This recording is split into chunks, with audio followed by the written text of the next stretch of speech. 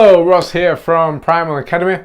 If you train people in groups, whether that's classes, semi-private or small group PT, you know how effective groups can be for motivation, accountability and all-round fun. Today, Jim has a couple of assistants to show you through a few different partner exercises that you can implement in your group training sessions today. And if you like what you see and you want more content like this, check out the free Academy membership just below.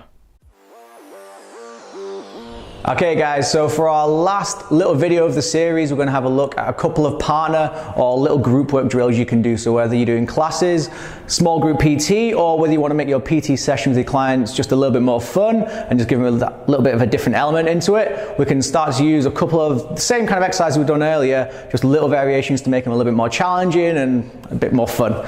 So first up, you guys remember the Pellet Press we've done and the anti-rotation movements that we've done in the previous exercises. So a couple of variations on that. So my glamorous assistants Matt and Emily are going to be doing our demoing. So Emily is going to be keeping that Pellet Press, that hold the whole time, so her arms stay straight. She's keeping her stomach pulled in and the glutes working as well. Now all Matt's going to do is be mean to her, really. So he's going to move all the way around that front semicircle in front of her, and he can pull the band in any direction he wants to. So he can lift up, he can pull down, and that's going to challenge different parts of the core. Her goal is to not hold a breath.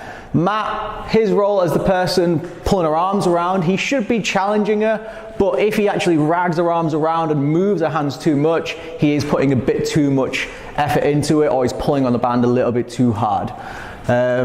Second variation we can do on that, where both people are working together at the same time, is a standing Pellet Press. So their goal is to both stay in the perfect position. All they're going to do is keep a little bit of tension onto the band. They're going to step up with their outside foot, then the second foot, back down with that same leg, and back down to the kneeling position. And make sure when the kneeling position the glutes are tense. Down one more time, guys. And again, it's trying to keep that little bit of weight through the band the whole time without actually pulling each other off balance. Okay, and relax there. So if you take a few steps back, we're going to do a farmer's walk variation. So we all know the farmer's walk, holding a heavy weight on one side or double-sided grip, very good for your core strength. What we're going to do here is have a half pal off, half farmer's walk. So they've got their inside arm with that resistance band hold and the outside hold in the weight, which would pull them down sideways. So very steady tempo as we would normally do for any farmer's walk exercise. And we can go one more going back. Again, standard procedure for farmer's walks. So try not to lean away from the weight. Try not to pull each other off balance too much, but you can make it a bit of a fun challenge for each other. And if you want to make it a tiny bit harder, we do one more time. This time they can hold onto the band with their outside hand, kettlebell on the inside. And you'll see the looks on their faces just getting a little bit more difficult. And if you put two competitive people together, it will make it quite a fun workout as well.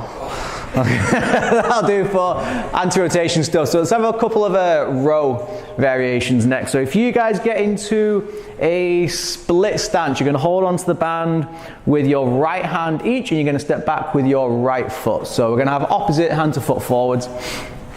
All you're going to do is tense your bum a little bit. Keep your hand off and out to the side. That's going to make sure we're not leaning back too much. So lift up your opposite hand so it's not working, so it's not resting on your leg. Emily's going to stay still, and Matt's going to row, bring his palm in towards his rib cage, and then back out from there. And as soon as he gets back to that position, Emily takes her turn. So still one person's working at a time here. And again, there's no rush. We don't typically rush most of our resistance band stuff, especially the strength work. That's it, bang on. Now, slightly different variation. If you guys jump up into a standing position, this time it's going to be opposite arm. We're going to sit back into a bit of a squat, lower back nice and straight. This time we're going to work in unison. So if Emily does her pull, Matt's going to allow his arm to straighten out with it.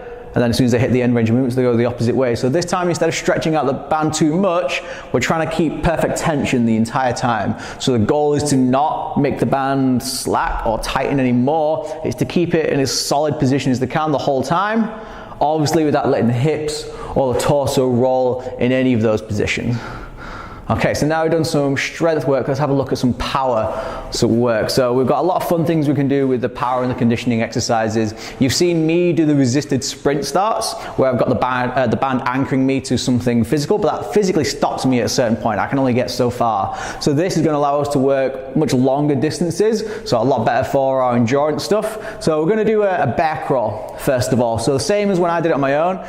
Band needs to be on the hip bone, not pulling into the stomach. You'll know about it if it's on the stomach.